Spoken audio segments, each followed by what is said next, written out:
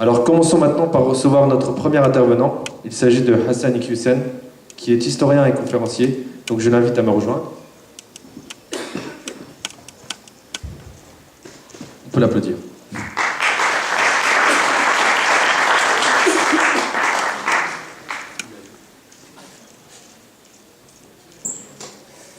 Alors, Hassan, avant de débuter votre intervention, nous souhaiterions vous connaître davantage à travers votre parcours universitaire et votre activité actuelle. Bismillah, alhamdulillah, wassalatu wassalamu ala rasulillah. En fait, actuellement, je suis l'imam de la mosquée d'Ecoda, je prêche là-bas. Je fais des conférences à peu près partout en France. Je fais des études d'histoire, parallèlement des études religieuses. Oui, j'ai un plaisir à connaître l'histoire de mes ancêtres, surtout l'histoire de l'islam, que malheureusement on n'a pas bien appris à l'école, puisque le programme d'histoire en France ne parle de l'islam qu'en 5e et en seconde, c'est ça? Vous avez oublié? 5e seconde, mais ça ne dure pas longtemps, ça dure 2-3 heures. Malheureusement, c'est souvent l'histoire qui est faussée.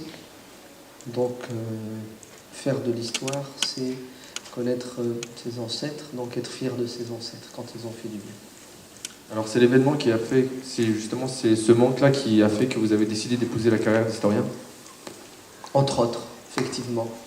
Mais si on ouvre le Coran, notre livre par excellence, on découvre qu'un tiers du Coran, il fait d'histoire. Donc pédagogiquement parlant, c'est fort et c'est parlant.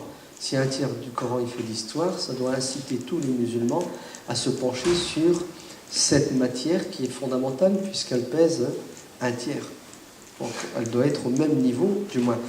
On doit s'adonner à cette matière autant que l'on s'adonne aux pratiques religieuses ou aux croyances, aux sciences. Pourquoi? Parce que celui qui n'a pas de parents souffre, c'est un orphelin, n'est-ce pas? Celui qui sait d'où il vient, qui il est, il peut se projeter dans l'avenir de manière sûre et certaine. Très bien. Alors, le débat sur l'islam proposé par la majorité présidentielle ne vous a-t-elle pas blessé en tant que citoyen français de confession musulmane? C'est plus que blessé. Il faudrait trouver des mots encore plus forts. Heureusement qu'on n'est pas cardiaque. Parce que si on l'était, on serait mort depuis longtemps. Physiquement parlant, mais psychologiquement, je crois qu'ils nous ont presque abattus. Puisque ça n'arrête pas. Avant, la cadence, c'était tous les 6 mois, tous les ans, on nous faisait un débat, un pseudo-débat sur l'islam. Aujourd'hui, c'est tous les 15 jours, je crois, non? Tous les 15 jours, on remue le couteau dans la plaie. Bon, il faut dire aussi que les présidentielles et les législatives approchent. Il faut bien détourner l'opinion publique de l'essentiel. Mais ça reste que ça a quand même un impact très négatif sur tout citoyen musulman qui, après des débats qui remontent au début des années 80 sur la citoyenneté, etc., on avait cru, on a pensé que c'était bon. On est des Français comme tous nos concitoyens français d'origine gauloise. Et là, on est en train de nous dire non, vous n'êtes pas français parce que vous avez encore une tare, d'accord, qui est votre religion. C'est presque si on est en train de nous dire, si vous voulez qu'on vous aime et qu'on vous accepte, débarrassez-vous de cette maladie qui s'appelle l'islam et vous verrez que là, vous serez vraiment comme nous. C'est ça qu'on ressent et c'est malheureux et même désolant pour notre pays, la France, le pays des libertés, des droits de l'homme, notre pays qui envoie des soldats à l'étranger, c'est ça, pour défendre des peuples qui subissent la tyrannie, la dictature. Je crois que notre armée a du boulot à faire en France parce qu'il y a vraiment des tyrans de la pensée en France.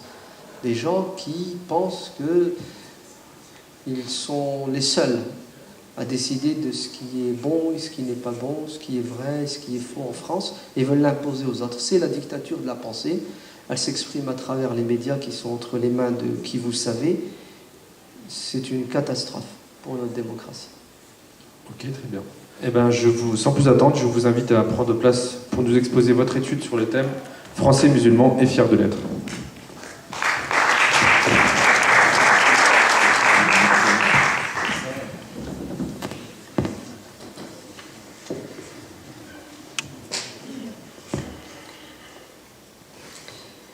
Un des objectifs de de cette islamophobie, de cette propagande contre l'islam. Vous avez bien vu, contre l'islam, pas contre les musulmans. Parce qu'en vérité, ces gens-là ont un problème avec l'islam lui-même, et non pas avec le musulman. Parce qu'on peut avoir des problèmes avec des musulmans qui ne respectent pas la loi. À ce moment-là, on a une justice. Hein. Ouais, c'est lui qui déroge à la règle. La justice, elle est là pour le remettre dans le droit chemin. Non, on est passé à un stade pire. C'est qu'on s'attaque à une philosophie, à une idéologie, à une pensée, ce qu'on appelle, nous, une religion.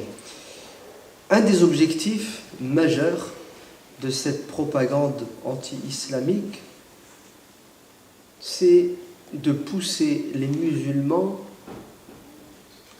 à renier leur identité française. Vous entendez? Et j'ai envie de dire que ça marche. Pourquoi ça marche? Parce que je sonde. Quand je me déplace en France, je fais des conférences, le public est à 99% un public jeune, donc des Français, des citoyens français de confession musulmane pour la plupart. Et quand je les sonde, le résultat du sondage est le suivant. Ouvrez bien vos oreilles. À la question « Vous êtes français, donc vous devez être fier de l'être, n'est-ce pas ?» Réponse « Non. D'ailleurs, je ne suis pas français. » Pourquoi? Parce qu'ils ne veulent pas de nous. Et même si moi je dis que je suis français, eux, les autres, disent que je ne suis pas français. Bah écoute, je ne suis pas français, voilà. C'est ça qu'ils veulent entendre? Ils sont contents, je ne suis pas français. Je suis algérien, je suis marocain, je suis tunisien, mais je ne suis pas français. Et voilà, on est tombé dans le piège tout simplement. Pourquoi? Car cette pression te pousse à ne plus être toi-même, tout simplement. Bon, je vais être direct, excusez-moi. Elle te pousse à devenir un déséquilibré. Eh oui. Tu t'imagines, tu es né en France. Tu as été scolarisé en France. Tu vis en France. Tu rêves en français. N'est-ce pas? Et si tu es normalement constitué, tu ne peux qu'aimer la France, car c'est ton pays. Comme on aime ses parents. Sauf certains parents. Mais ils sont minoritaires. Mais l'amour du pays, l'amour de l'endroit où on est né, où on a grandi, où nous avons nos attaches, est quelque chose de naturel, d'humain, de fondamental dans notre construction psychologique. Cette propagande te pousse à quoi? À te faire violence, à renier le fait que tu es français. Et finalement, tu deviens quoi? Tu deviens rien du tout, comme disaient les jeunes arabes. Ici, on nous traite d'étrangers, c'est ça, on n'est pas français, et quand on va en vacances dans le pays de nos parents au bled, on nous dit que nous sommes des immigrés, c'est ça? Tiens, ils arrivent les immigrés. Et on nous montre du doigt, et on nous pique, et on nous insulte, et on nous trouve mille et une tares. Et finalement, tu es assis sur... T'es assis, entre deux chaises. Tu n'es ni français comme il se doit, à part entière, et tu es ni comme tu le prétends, ou comme les autres le prétendent, un arabe, un algérien ou un marocain. Tu es rien du tout, tu es perdu. Et c'est un des objectifs majeurs de ces gens qui sont en train de développer l'islamophobie. Pourquoi? Pourquoi est-ce qu'ils font cela? Question intéressante. Il y a plusieurs raisons. Certains, c'est de la haine. Eh oui, la haine, elle existe chez certains êtres humains. Ils ont de la haine, ils ne supportent pas les différences, encore moins la divergence. Des despotes, des tyrans, il faut que tu sois comme moi pour être normal. Tu n'es pas comme moi, tu es dangereux. C'est pas que tu n'es pas normal, tu es dangereux. N'accepte pas. Et il y a aussi cet esprit colonial qui existe encore chez certaines personnes. Nous, la race blanche supérieure, Jules Ferry, ça vous dit quelque chose? On va vous enseigner l'alphabet, on va vous apprendre à à vous habiller, à boire et à manger, etc. Ça existe chez certaines personnes. Ça s'appelle de la haine, point final. Et avec ces gens-là, on n'a pas trop de solutions. Il faut que la loi les freine, les arrête. Le dialogue avec eux ne fonctionne pas parce qu'ils n'en veulent pas. Ils ne cherchent pas. Et heureusement qu'en France, il y a encore des limites. On ne sait pas combien de temps elles vont durer. Mais s'ils pouvaient passer aux actes, ben, ils feraient des ratonnades. D'ailleurs, on a déjà eu, je crois, il y a quelques années, elles peuvent revenir, ces fameuses ratonnades. Les massacres de population. Très bien. Deuxième objectif, c'est que certains sont jaloux, tout simplement. Oui, la jalousie, c'est humain, ça existe. D'accord ? Ils sont jaloux de quoi ? Ben, ils sont jaloux du fait que l'islam, malgré tout ce que l'on dit de l'islam, ce que l'on dit des musulmans, ben, cette religion, d'après eux-mêmes, elle fait de plus en plus d'adeptes. Il y a de plus en plus de gens qui se convertissent à l'islam, qui sympathisent avec l'islam et avec les musulmans. Et ça les dérange. Alors ces gens-là, certains sont des religieux. Il y a certains membres de l'Église qui disent « On n'est plus en France. La fille est née de l'Église. La France, c'est un pays catholique, chrétien. Nous sommes envahis par les musulmans. Il y a des mosquées qui poussent partout. Et c'est inacceptable dans le pays aux 1000 églises qu'il y ait 1000 minarets. C'est de l'intolérance. C'est contraire aux principes fondamentaux de notre démocratie. Les êtres humains sont libres d'avoir la religion qu'ils veulent et de la pratiquer. Mais ils sont là, on ne peut pas le nier. Ils ne supportent pas, ils n'acceptent pas, ils sont jaloux, ils ont peur, excusez-moi de parler comme ça, de perdre leur clientèle. Hein, les musulmans prennent certains clients, il y a des gens qui se convertissent à l'islam, mais si on ne les arrête pas, comme disent-ils, c'est ça, dans 30 ans, dans 50 ans, la France va devenir musulmane. Troisième raison, troisième explication, qu'est-ce qui les pousse à agir de cette manière ? C'est la situation de notre pays, que ce soit au niveau économique, au niveau social. On a des gros problèmes et nos hommes politiques, certains sont incompétents, d'autres n'ont pas de solution, d'autres ont des solutions mais ils ne veulent pas devenir impopulaires. Conclusion, on détourne les gens des vrais problèmes en leur faisant croire que la France est en danger. À cause de quoi ? À cause de l'islam. Ce n'est pas le chômage le problème de la France. Ce n'est pas les 2 millions de femmes battues, n'est-ce pas ? C'est les 2000 femmes voilées qui dérangent. Vous avez vu le... Ouais. 2 millions de femmes battues. Et qu'est-ce qui dérange ? C'est 2000 femmes voilées des pieds jusqu'à la tête. Notre jeunesse, ouais. Ouais. La dérive, le spleen, le joint et tout ce que vous voulez. Il y a des problèmes qui sont terribles en France. Et malheureusement, nos responsables n'apportent pas de solution ou apportent des solutions qui sont fausses, qui sont erronées. Alors, pour se la couler douce, qu'est-ce qu'ils font ? Et ils disent aux gens, nous sommes en danger, il faut que nous restions soudés contre l'ennemi, les envahisseurs, les musulmans, les islamistes, les intégristes. La peur, ils sèment la terreur. Pourquoi ? Pour créer un front. Ouais. Contre qui ? Contre les armées nazies, c'est ça ? L'occupation. D'accord ? Les termes sont forts. Hein. Et d'autres raisons. Il peut y avoir autant de raisons que de partis politiques, que de leaders politiques. Très bien. Nous, maintenant, comment nous devons, en tant que citoyens musulmans, réagir, agir face à cette situation ? Primo, il ne faut pas être pessimiste et croire que c'est la fin du monde. Non, non, non, non. On a encore quelques milliers d'années devant nous avant que la Terre ne disparaisse. Bon, on a encore quelques décennies, d'accord ? Et on a de beaux jours devant nous. Pourquoi il ne faut pas être pessimiste ? Parce que le pessimiste s'handicape, il se renferme, il s'isole, il ne croit plus en rien. Donc il ne peut plus agir de manière positive. Il devient défaitiste. Il dépose les armes. Drapeau blanc, c'est fini, j'ai perdu. Et d'ailleurs, il y a certains jeunes musulmans qui tiennent ce discours défaitiste. Il ne fait plus beau vivre en France en tant que musulman, il faut faire ses valises et faire la hijra. Comme ça qu'il parle. C'est-à-dire s'en aller ailleurs. Et d'ailleurs, les événements dans certains pays musulmans les réconfortent en disant « Ouais, mais là-bas, ça va.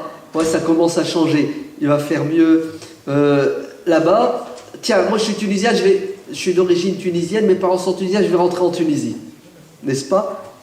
Et d'ailleurs, la Tunisie a besoin de nous. Hein, la fuite. Ok? Le mec, il a toujours été français, et là, à cause de cette pression et à cause de ce qui se passe là-bas, il a trouvé, c'est une fuite en avant. J'ai même envie de dire, c'est pas du tout gentil pour les 99% de la communauté musulmane qui, elle, est bien enracinée en France. Tu quittes le navire alors que ton travail, c'est ici. Tu dois l'accomplir. Donc, c'est pas ça la solution. Le défaitisme, le pessimisme, la fuite en avant.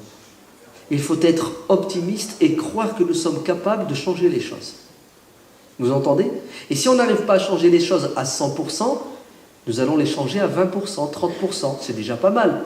On laissera un peu de boulot à nos enfants, à nos petits-enfants, nos arrière-petits-enfants. Et alors, on a toute une vie devant nous. L'histoire ne s'arrête pas à 20 ans, à 30 ans. Vous êtes qui? Vous êtes un point dans l'histoire. Il faut voir loin. Vous entendez? Il faut voir dans 5-6 générations, se projeter dans l'avenir et se dire que, Inch'Allah, la France sera le plus beau pays sur terre. Pourquoi? Parce que ce sera un pays où les juifs, les chrétiens, les musulmans, les athées, les homosexuels vont vivre en convivialité, fraternité. Chacun est libre de penser, d'agir comme il veut, dans un cadre défini par la loi. Et c'est ce qu'on veut. Et on rêve de tout cela, de l'égalité, de la tolérance, de la liberté. Mais ces beaux principes ne seront pas réalisés s'il n'y a pas des hommes et des femmes qui croient en ces principes et qui se battent matin, midi et soir. Et bien entendu, quand on se bat, il y a des blessures, c'est ça? Ouais. Il y a même des morts. Il n'y a rien de gratuit. Si vous voulez rester assis et que les choses changent, vous vous plantez. D'ailleurs, c'est pas très musulman ça. Rester les bras croisés et attendre Zoro, le Mahdi, qui va descendre avec sa baguette magique et qui va régler les problèmes sur terre. C'est pas ce que le Coran dit. Le Coran dit Inna Allah la yughayyiru ma biqawmin hatta yughayyiru ma bi anfusihim. Dieu ne changera pas l'état de notre peuple, Dieu ne changera pas la France, Dieu ne fera rien pour nous donner un coup de main pour que la France soit meilleure demain. Vous comprenez? Si nous, citoyens français, quelles que soient nos convictions, on ne décide pas au fond de nous-mêmes de changer pour que les choses changent. Logique ou pas logique?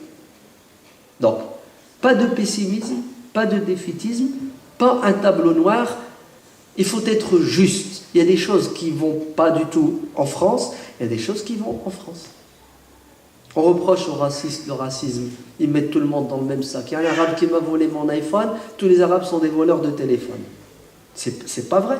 Vous êtes bien d'accord? Vous êtes contre cette analyse, cette approche. Très bien. Et pourquoi alors on tombe dans la même erreur? La France est islamophobe. Tous les hommes politiques sont islamophobes. Les Français non musulmans sont islamophobes. C'est pas vrai. Il y a des islamophobes et il y a des islamophiles. Il y a des gens qui aiment bien l'islam sans être musulmans. Il y a des gens qui n'aiment pas l'islam tout simplement parce qu'ils ne savent pas ce que c'est, mais ils sont fondamentalement des gens qui tolèrent les autres et qui acceptent la différence. Il faut être juste et faire la part des choses. Sinon, nous allons rejeter et nous allons détester des innocents et des gens aimables. C'est un des objectifs. Nous pousser à nous marginaliser, à nous renfermer sur nous-mêmes. Bref, à pleurer sur notre sort. Nous sommes des victimes, personne ne nous aime, personne ne veut de nous. Et celui qui est comme ça ne fait rien du tout. Non. Il y a malheureusement en France beaucoup de choses qui ne vont pas. Et c'est à nous de faire que ça aille mieux demain. Et pour que ça aille mieux, Ben, il faut faire la part des choses, il faut analyser de manière correcte et juste la situation. Ça va, ça va pas. Ça va et ça va pas. Et arrêtez toujours de parler de nos droits. Les droits. Et les devoirs, vous en faites quoi? Où sont nos devoirs? On fait comme les Français. On fait comme les Français, et les Français, à force de mal faire, il n'y a plus rien qui marche et qui fonctionne. Nos ancêtres se sont battus dans les années 30 pour que nous ayons tous ces avantages sociaux. Les années 40, les années 50. Aujourd'hui, regardez comment on est en train de nous les retirer les uns après les autres de manière chirurgicale. Ok? On crée un débat sur l'islamophobie et en même temps des remboursements de médicaments. La CAF, toutes les CAF disparaissent et on ne fait plus qu'une CAF régionale. Déjà maintenant, avec des CAF dans tous les coins, tu attends 2 mois pour que ton dossier soit régularisé. Dans quelques mois, il n'y aura plus qu'une CAF pour toute la région. Chez nous, le Nord-Pas-de-Calais. Ouais. Des millions de personnes. Tu vas attendre 6 mois. C'est une catastrophe. Nos droits sociaux qui sont en train de disparaître. On est en train de tout tirer vers le bas. Au lieu de dire aux autres pays européens, grandissez, devenez comme la France, le pays des droits, on est en train de tuer la France et de l'emmener vers le bas. Regardez comment on se comporte. On pleure pour nos droits et on oublie nos devoirs. Et quels sont nos devoirs? Nos devoirs, c'est de nous battre pour que les acquis restent des acquis. Nos acquis ne doivent pas disparaître. On ne discute pas sur les acquis. On ne discute pas sur la sécurité sociale. C'est pas en la faisant disparaître qu'on a résolu le problème. On va créer un problème pire. Oui, il y a un trou de la sécu. Haïa, cherchons pourquoi. Et puis, essayons d'apporter des solutions concrètes. Et il y en a, hein. Il y a des solutions. Mais on sait tous que les hommes politiques sont de connivence avec les capitalistes. Et ce sont eux qui décident. Et la majorité des gens sont indifférents ou sont détournés des vrais problèmes.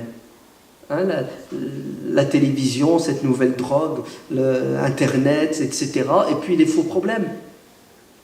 Moi, ça m'arrive, moi, de sonder les jeunes. Est-ce que vous êtes au courant de cette nouvelle réforme qui est lancée depuis quelques années de l'administration française? Rien du tout. Rien.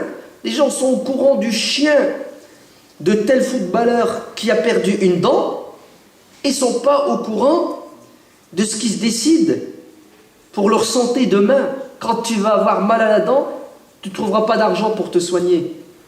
Ou bien il faudra une mutuelle à 400 €. Et on se la coule douce. Alors ouvrez bien vos oreilles. Nous avons des droits et on doit se battre pour nos droits. Walakin, nous devons nous battre avec la même ardeur pour assumer nos devoirs. Vous entendez? Nos devoirs. Je vous donne un exemple tout simple. Aujourd'hui, il y a des manifs dans certaines villes de France contre l'islamophobie. C'est bien. J'applaudis, j'acquiesce, je suis d'accord. Et quand il y a eu des manifs pour la retraite, alors, on les a vus, les citoyens de confession musulmane, dans la rue, battre le pavé pour dire la retraite, la retraite? Non.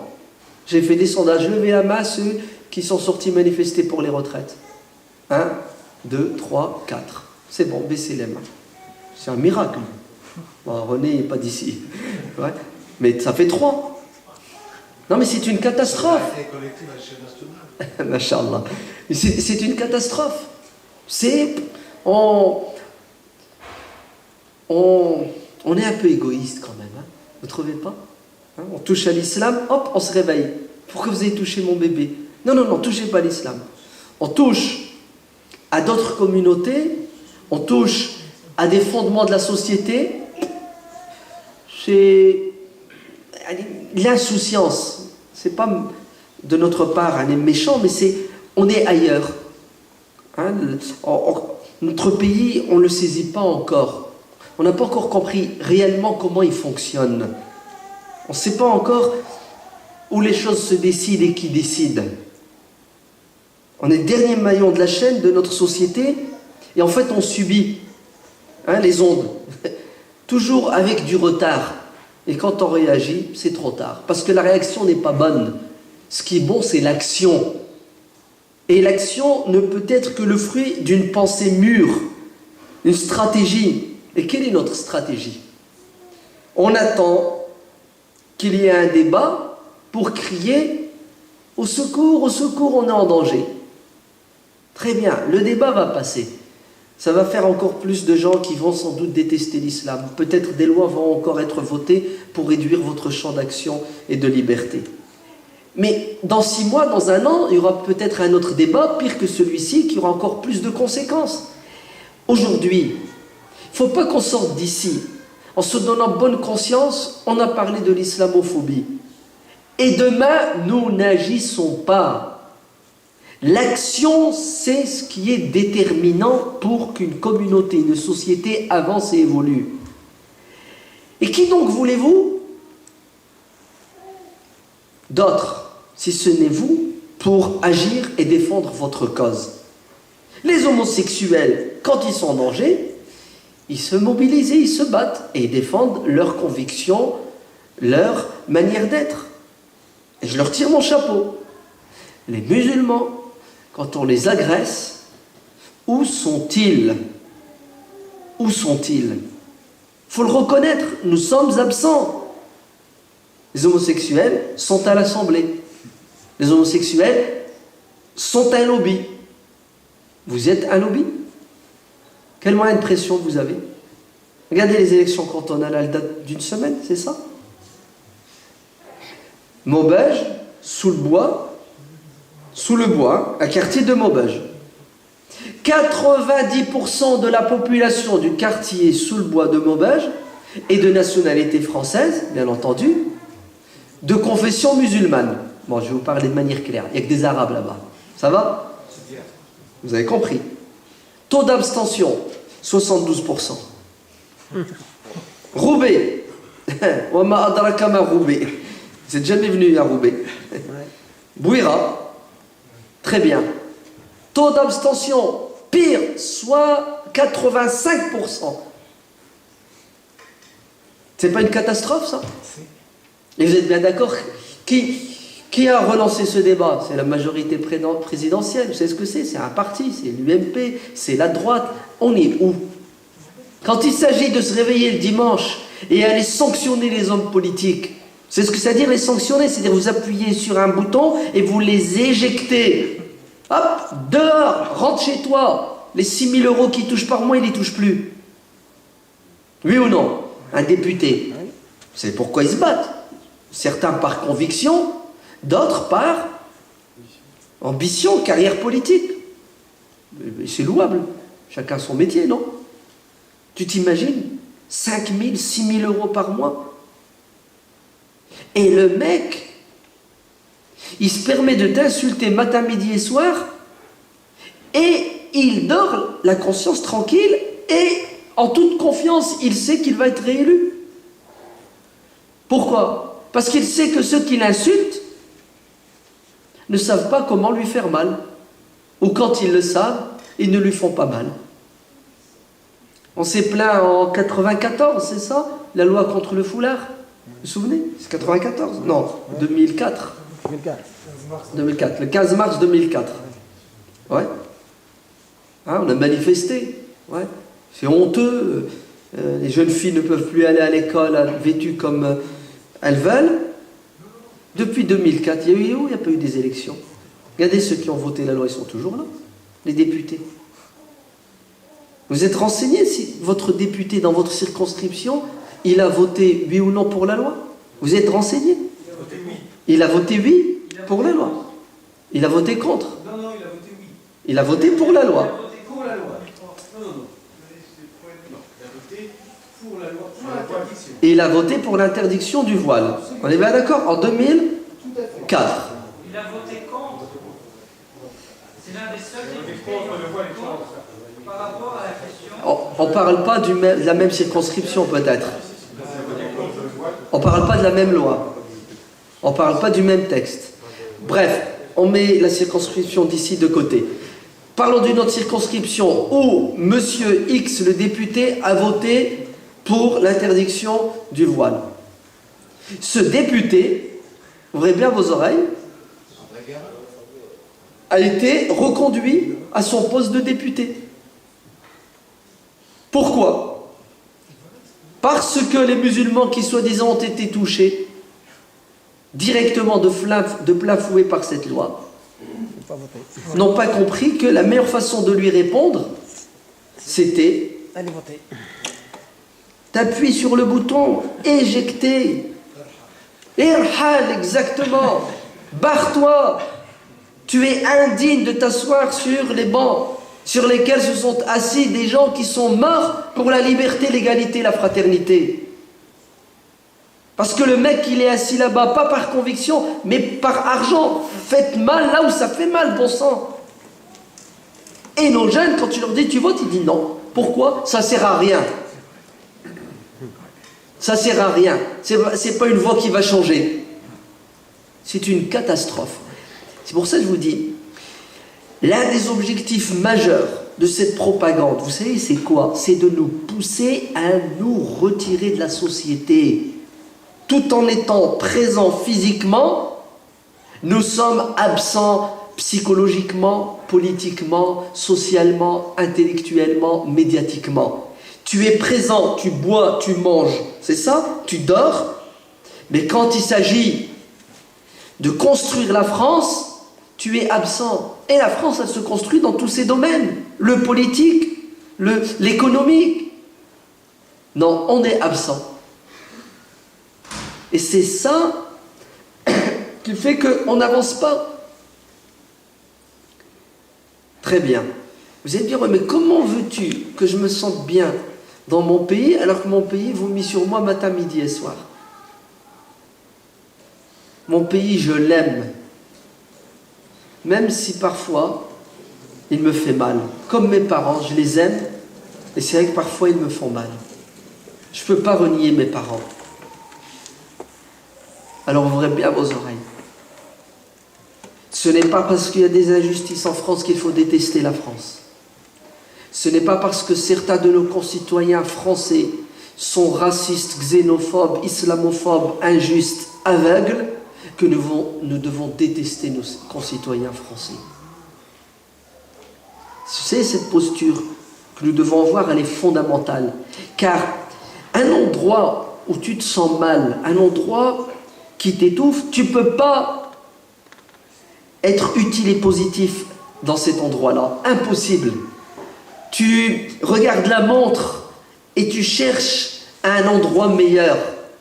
Donc là où tu es, tu ne sers à rien.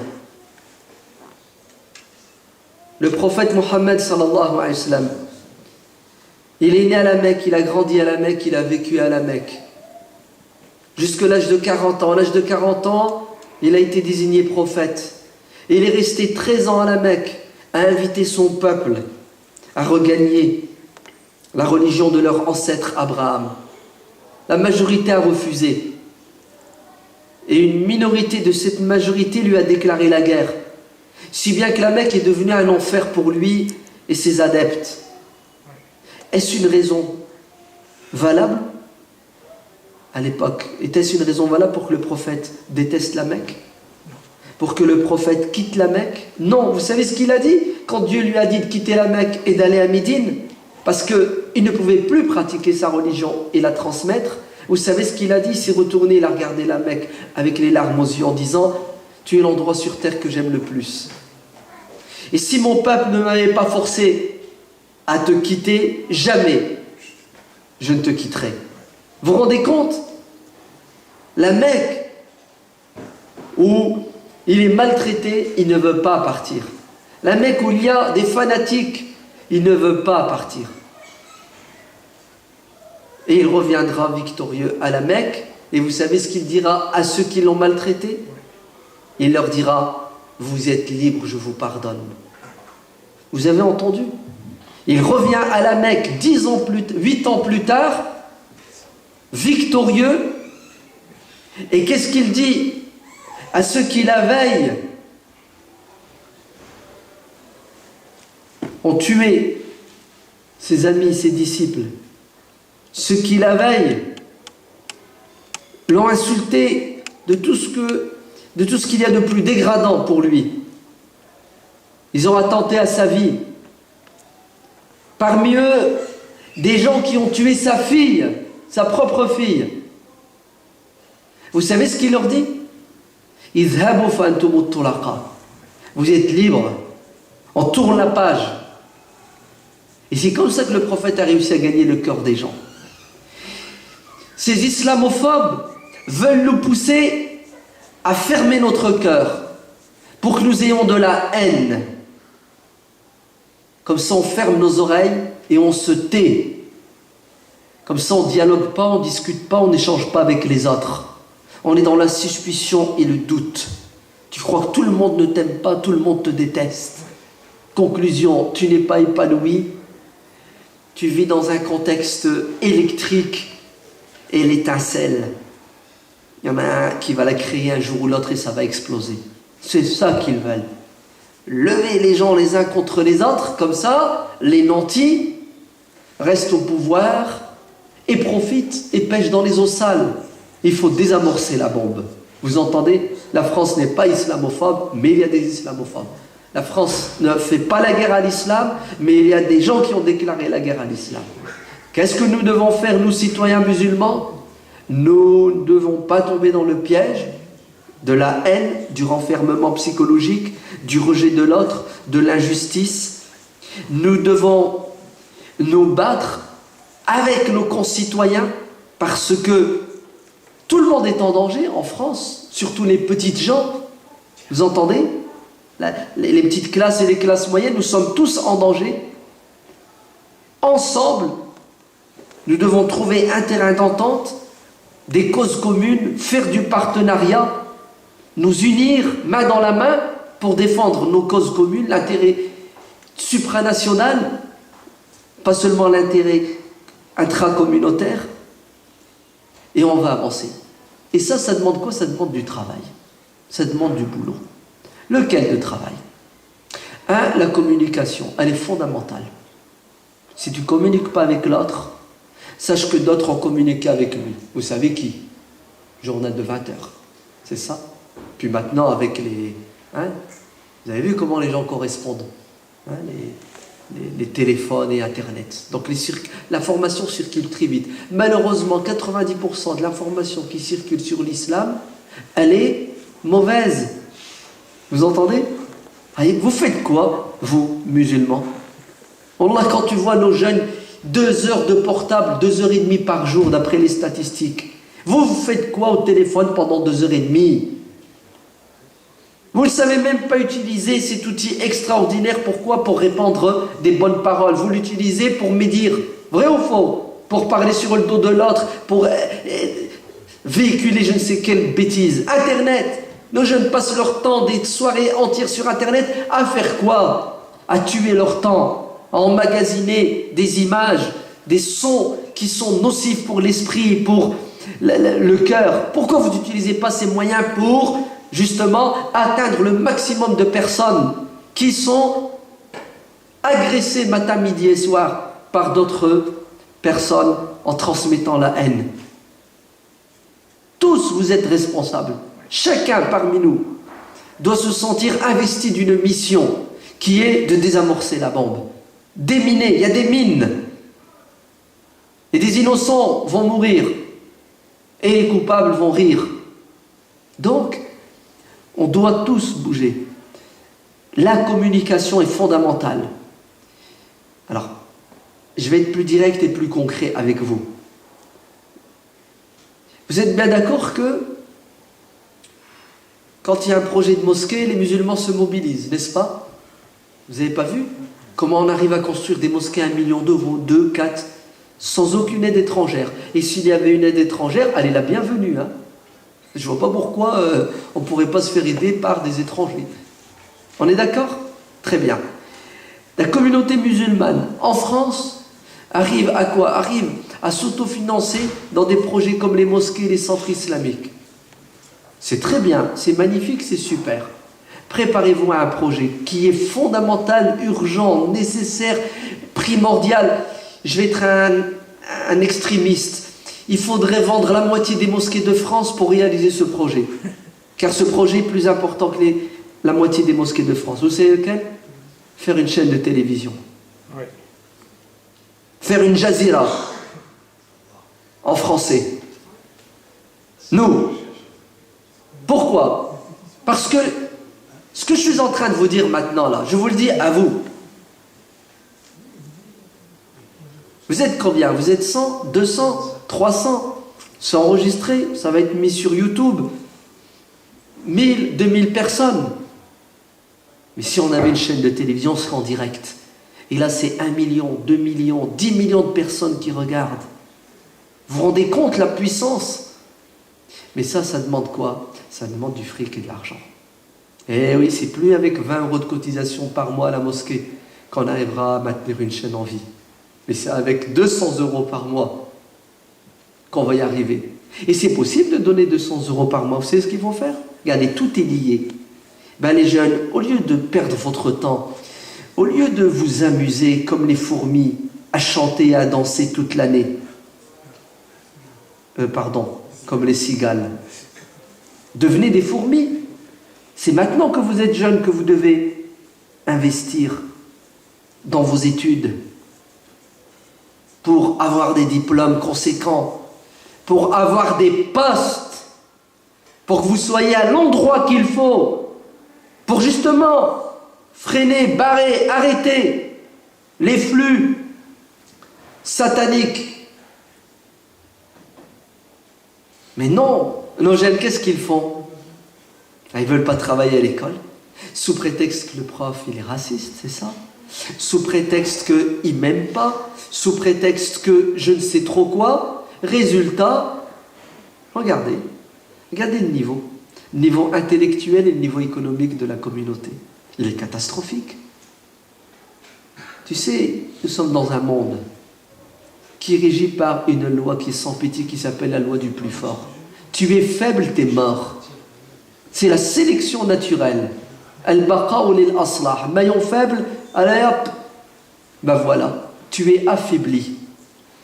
Au niveau social, au niveau économique. Tu pèses pas.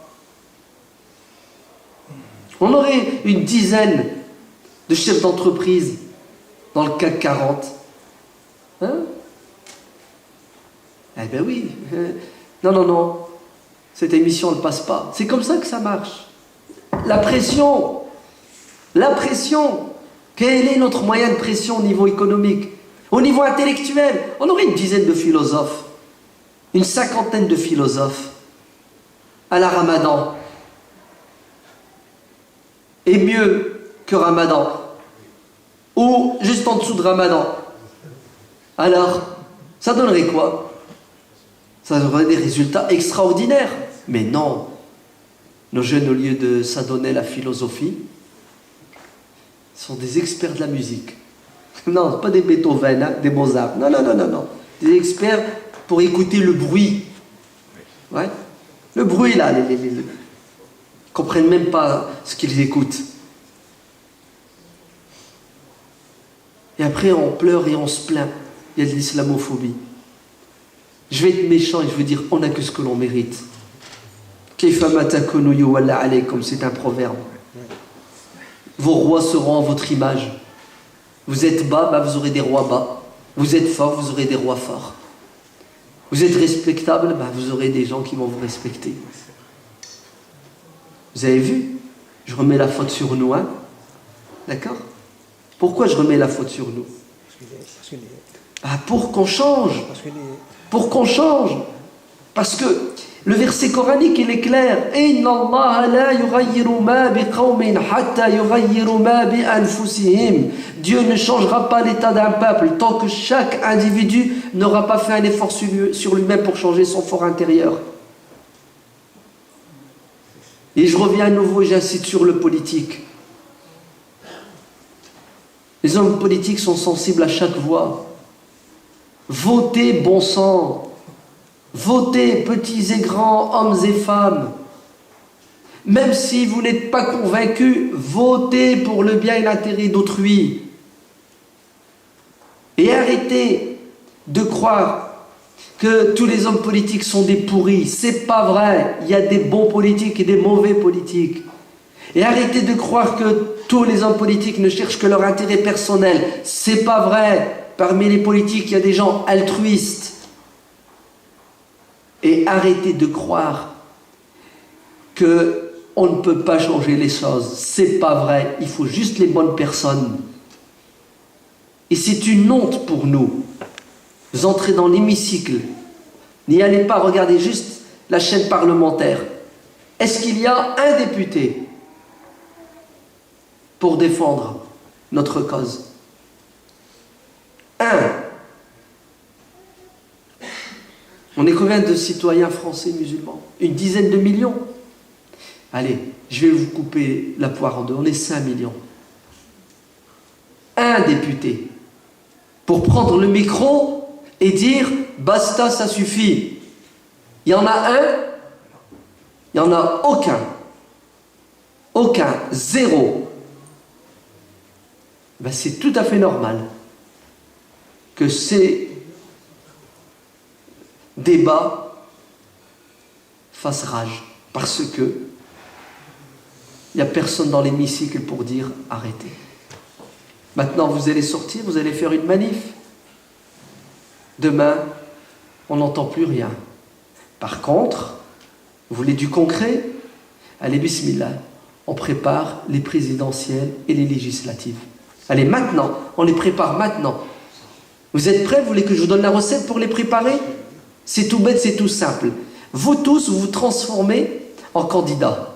Comment? Vous faites du porte-à-porte pour sensibiliser les autres à voter, à s'inscrire avant le 31 décembre. Et vous vous engagez et vous jurez devant Dieu que vous allez faire inscrire au minimum, vous tous ici, 10 personnes. 10 personnes. Vous avez dans votre entourage 10 personnes, dans vos connaissances. Vous en avez plus. Votre face de bouc, il y a combien de trucs? Il y en a une cinquantaine. Vous avez combien de personnes avec qui vous avez un contact? 100. Travaillez-moi ces 100 personnes pendant les 6 mois qui restent. Vous voulez des arguments? On va vous les donner. Normalement, vous devriez déjà les avoir. Vous les avez pas, on va vous les donner. Deuxièmement, une fois que vous aurez fait ce travail de terrain pour inscrire les gens, pour les sensibiliser, deuxièmement, vous allez désigner 1 ou 2 personnes parmi vous pour qu'elles se présentent aux législatives, pas aux présidentielles. C'est une peine perdue. Plus tard, dans 50 ans. Maintenant, aux législatives. Et vous tous, vous allez être derrière cette personne. Même si elle a des défauts, même si elle n'est pas la meilleure, même si elle est imparfaite, même s'il court pour lui-même, j'en ai rien à cirer. Je veux qu'il y ait dans l'hémicycle un musulman, un demi-musulman, un quart de musulman, un dixième de musulman. Un musulman dont l'arrière-arrière-grand-père était musulman. Il y a un début à toute chose. Pourquoi vous êtes des extrémistes? C'est tout ou rien. On commence tout doucement, on évolue. Non, je vais aller plus loin. Je m'en fiche qu'il soit oui ou non musulman. Un homme juste qui va se battre pour la justice et la vérité. Allez, gardez, considérez ça comme votre combat. Et arrêtons de vociférer, arrêtons de crier, de pleurer. C'est du concret dont on a besoin aujourd'hui. Sinon, dans 20 ans, il y en a qui vont passer au... Dans 20 ans, n'importe quoi. Demain, il y en a qui vont passer au concret. Demain, ils vont nous voter une loi, non? J'ai entendu parler d'une fille, ils lui ont fait des problèmes dans un lycée parce qu'elle avait une jupe trop longue. Oui? Ah, c'est plus 1, c'est 4. Oh, la France est en danger. Oh là là là là, elles sont 4. C'est un exemple parmi d'autres. C'est un exemple parmi beaucoup d'autres. On peut en sortir dans tous les domaines. Mais vous vous rendez compte la gravité? C'est plus le foulard sur la tête. Maintenant, c'est quoi? C'est « je veux voir tes cuisses ». Non, mais vous vous rendez compte jusqu'où on va? Ah, si seulement ils étaient justes dans l'injustice et j'interdis les longues jupes à tout le monde. Je veux bien, mais focaliser sur les jeunes filles. Non, mais ça fait mal hein, quand même. Ça déclenche la rage, oui ou non? Oui. Alors il ne faut pas que cette rage nous aveugle. Vous entendez? Il faut qu'on reste clairvoyant. Comment rester clairvoyant? Beaucoup de patience, beaucoup de fair-play. Ne sortez pas casser, brûler des voitures. Vous ne changerez rien du tout. Par contre, sortez pour ouvrir les cœurs et les esprits des gens. Regardez, le mois de mai arrive là. Il y a une fête qui s'appelle la fête des voisins. Fêtez la fête des voisins. Invitez vos voisins chez vous.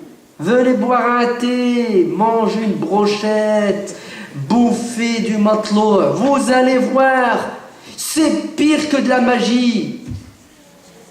Vous vous rendez compte, vous asseyez 2 heures avec une personne naturelle, vous parlez naturellement. Non, non, non, les musulmans ne sont pas des monstres. J'ai bu un thé avec eux, ils sont généreux, ils sont hospitaliers, ils sont gentils. En plus, sa femme, elle était voilée quand elle m'a servi. J'ai eu peur au début, mais tout compte fait, non, au contraire, elle est très sympa. Et je comprends mieux pourquoi ils sont comme ça, ils font ceci. C'est pas ça du concret, dites-moi. Oui, oui. On est 10 millions. Si les 10 millions invitent leurs voisins, ça fait 5 millions de voisins qui ont été touchés. Et la mosquée doit faire la fête des voisins. Les mosquées doivent faire des journées portes ouvertes, etc. Du concret, Allah yabarak fikoum. Mais qui doit le faire? Pas les pseudo-responsables de la communauté. Vous rêvez si vous croyez que cette communauté a des responsables. Elle n'a pas de responsables. Elle n'a pas de porte-parole. Les grandes organisations, c'est du pipeau et c'est du vent. Cette mosquée, cette religion, cet islam, son avocat, c'est vous. Chaque individu ici est un avocat de cette cause juste, la cause des musulmans de France qui sont considérés comme des citoyens de seconde zone. Alors j'en ai marre d'être considéré comme inférieur. Je vais être le meilleur. Et je suis le meilleur, je vous le dis. Vous savez pourquoi je suis le meilleur? Parce que j'ai pas de haine envers les autres. Si, excusez-moi, j'ai de la haine envers le diable, pas les êtres humains. 2, vous savez pourquoi je suis le meilleur? Parce que je crois fondamentalement que tous les êtres humains sont libres d'être ce qu'ils veulent, parce que c'est Dieu qui les a créés comme ça, libres de croire en ce qu'ils veulent, quand ils veulent, comme ils veulent, autant de fois qu'ils veulent. Je ne suis pas quelqu'un qui veut priver l'autre de la liberté. La liberté, c'est ce qu'il y a de plus cher chez un être humain. Et moi, j'y crois fondamentalement parce que c'est Dieu qui a créé la liberté et qui l'a placée dans le cœur de chacun. Et je ne peux pas retirer ce que Dieu a créé. Pourquoi aussi je suis le meilleur? Parce que je veux le bien de mon pays. Et c'est réel, c'est pas de la stratégie. C'est pas de la ruse, j'y crois sincèrement, comme le prophète aimait la Mecque alors qu'elle était son ennemie, parce que c'est son pays. Et mon pays, je vais tout faire pour qu'il soit meilleur demain. Et tout seul, j'y arriverai pas, mais on y arrivera main dans la main. Musulmans ou non musulmans, riches ou pauvres, ensemble, en front commun, pour que les choses aillent mieux. Je vais m'arrêter ici, que Dieu vous protège et vous garde.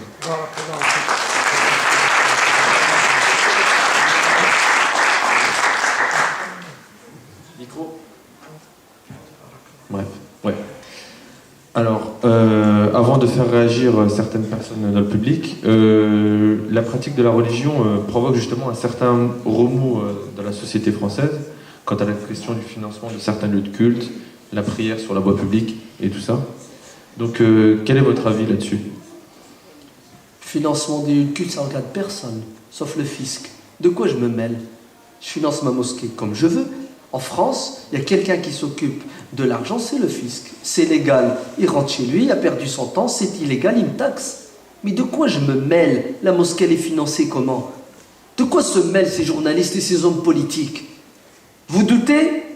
D'ailleurs, qui vous êtes pour douter? Vous vous rendez compte? Il suffit que quelqu'un doute, il jette l'anathème sur quelqu'un et la personne, elle est accusée, elle est condamnée, elle n'a même pas le droit de se défendre. C'est pas ton boulot, on a une administration qui surveille l'argent, d'où il vient et comment il est dépensé. Maintenant, comment les mosquées sont financées, j'ai envie de vous dire, je ne sais pas, ça ne me regarde pas. Parlez-moi de ma mosquée. Oui, je suis président d'une mosquée, je peux vous dire d'où vient l'argent. Vous savez pourquoi? Parce que je suis responsable. Et si j'ai pas de réponse, je vais aller en prison si demain j'ai un contrôle fiscal. Donc je sais d'où vient l'argent, j'ai un livret de tenue de compte, les cotisations, les dons, tout ça je le sais. Vous voulez le savoir? Venez. Venez, faites 400 km, je vais vous le donner. Non mais c'est quoi ça? C'est le financement des mosquées, financement... Allez, et alors? Je reçois de l'argent d'un bienfaiteur du Koweït, du Chili, du Zimbabwe. Mais il est bienvenu son argent. Et je voudrais qu'il y ait 1000 bienfaiteurs tous les jours qui me donnent de l'argent. Je ferai 1000 portes ouvertes tous les jours. C'est quoi ça?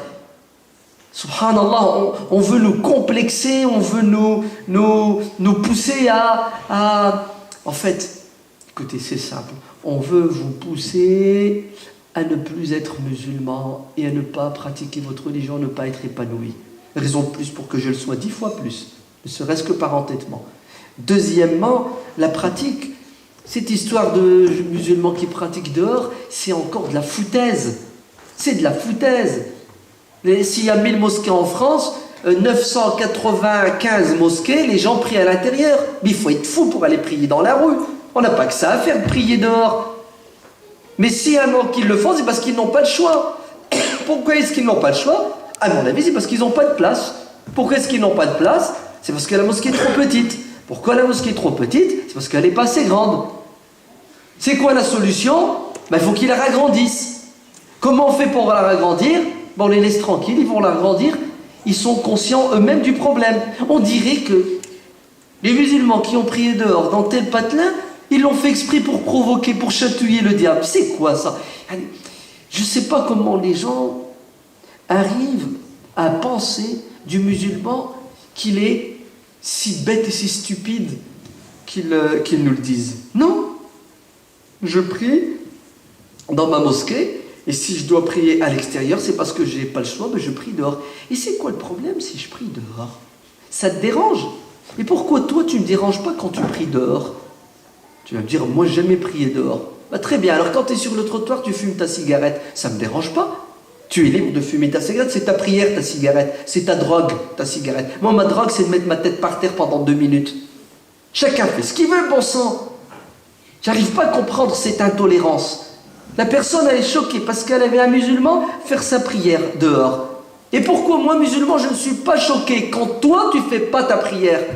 Parce que je conçois que tu n'es pas musulman et que tu es libre de faire ce que tu veux. Et lorsqu'il y a des processions également. Et lorsqu'il y a des processions, mais c'est évident. Il y a des processions, il y a des défilés. C'est pas choquant. Et non, c'est pas choquant. Je vous l'ai dit, le problème, c'est quoi? C'est...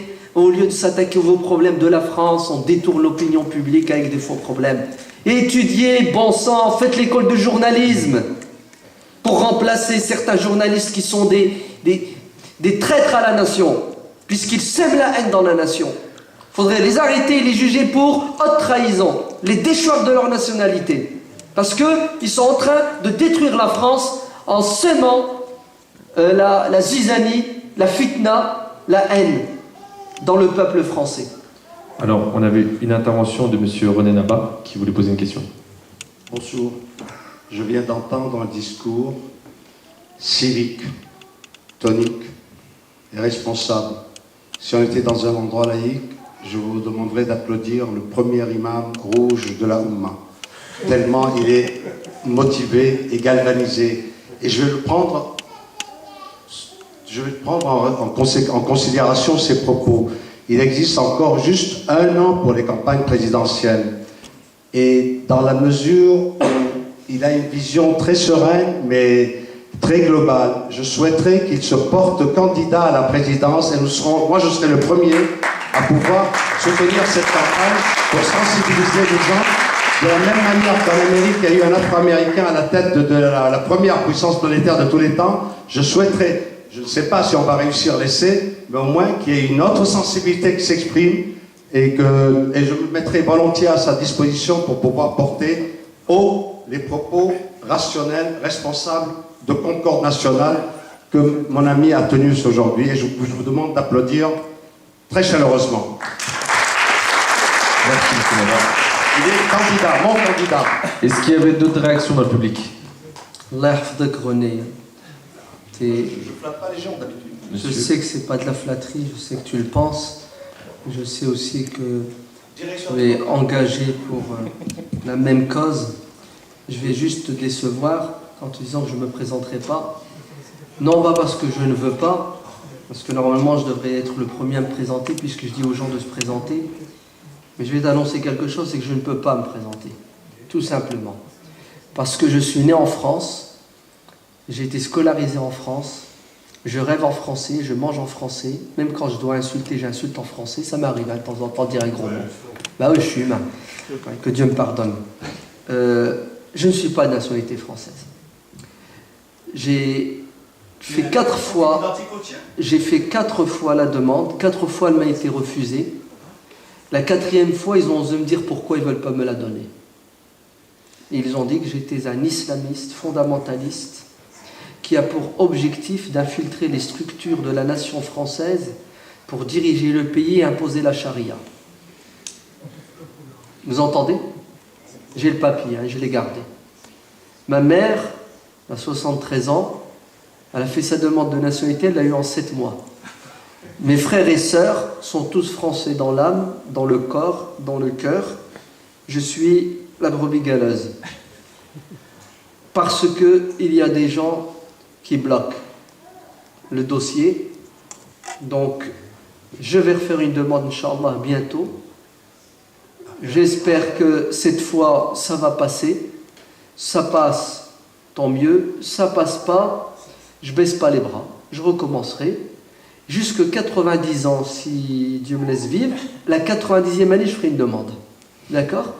Non pas parce que je veux uniquement être président, je voudrais bien l'être pour servir mon pays, mais parce que je trouve que c'est une incohérence, c'est stupide, ça n'a aucun sens. Ouais, que des gens débarquent la veille, ouais, ils ont la nationalité française le lendemain, je ne suis pas jaloux, hein, tant mieux pour eux, et la France est un pays d'accueil.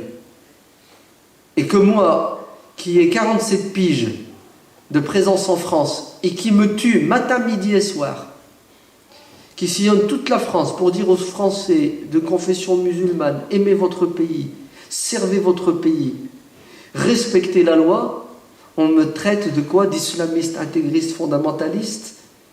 Alors, je vous dis que je suis un musulman et fier de l'être, et je suis français et fier de l'être, même si je n'ai pas ma nationalité française. Parce que être français, c'est d'abord dans le cœur et dans la tête. Et ça, on ne pourra pas me le retirer.